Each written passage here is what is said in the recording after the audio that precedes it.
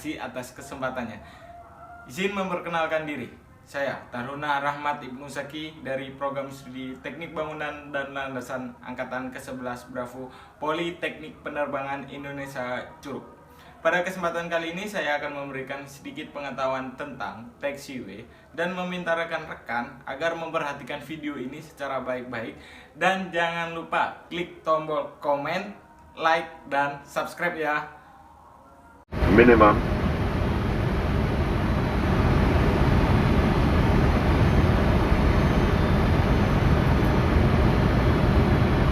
And then you get to the Zulu, descend about 5,000 down to 3,000, outbound now. 50, 40, 30, 20, retard, retard. 3,000, go less of it, and then you get to the Zulu.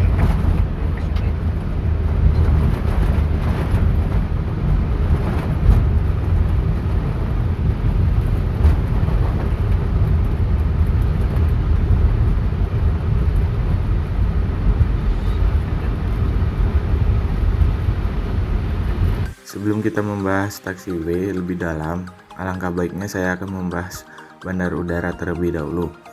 Menurut Direktorat Jenderal Perhubungan Udara, yang dimaksud dengan bandar udara adalah kawasan di daratan atau di perairan dengan batas-batas tertentu yang digunakan sebagai tempat pesawat udara mendarat dan lepas landas, naik turun penumpang, bongkar muat barang, dan tempat perpindahan intra dan antar moda transportasi, yang dilengkapi dengan fasilitas keselamatan dan keamanan penerbangan, serta fasilitas pokok dan fasilitas penunjang lainnya.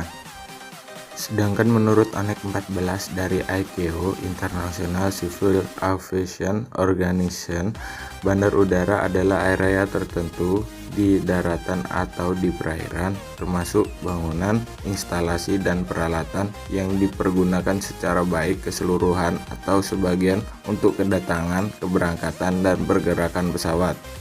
Bandar udara dibagi menjadi dua bagian.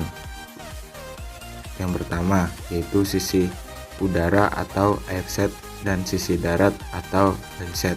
Sisi udara suatu bandar udara meliputi runway, taxiway, apron, dan elemen-elemen penunjang lainnya bagi kegiatan pesawat selama pendaratan maupun tinggal landas.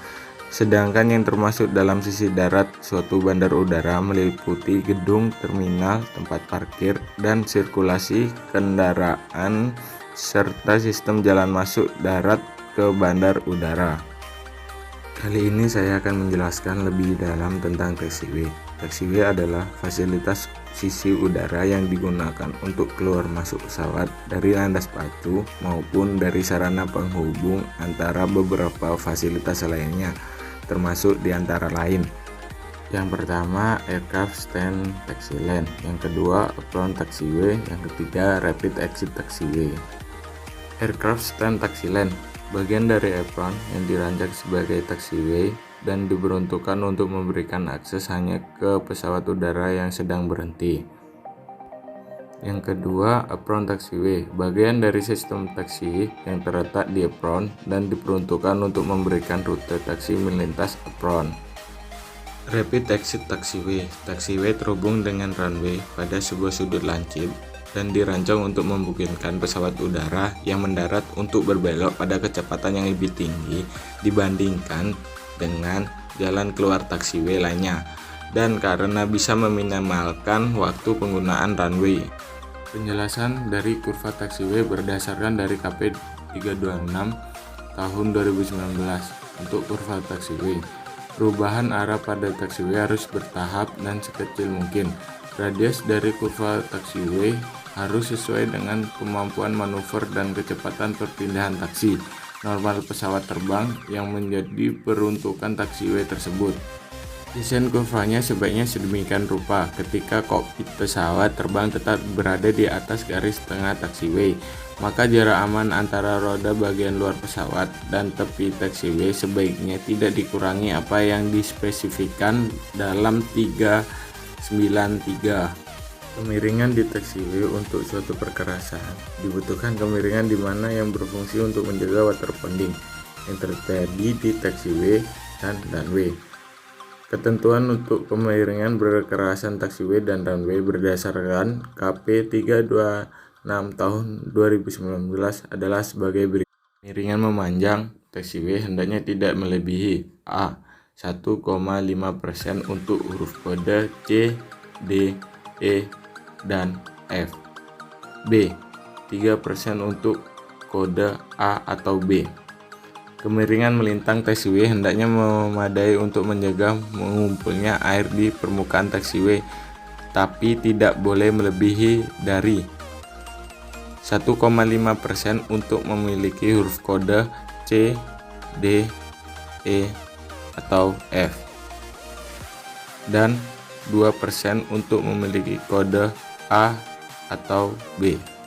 Marka menurut KP 326 tahun 2019. Marka atau marking, simbol atau kumpulan simbol ditampilkan di atas permukaan daerah pergerakan untuk memberikan informasi aeronautika. Marka taxiway, marka trumpet runway, dan marka aircraft stand harus berwarna kuning.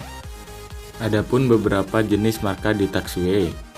Yang pertama, taxiway centerline marking merupakan suatu tanda garis lebar 0,15 meter berwarna kuning sebagai pemberi tuntunan kepada pesawat udara dari runway menuju apron atau sebaliknya.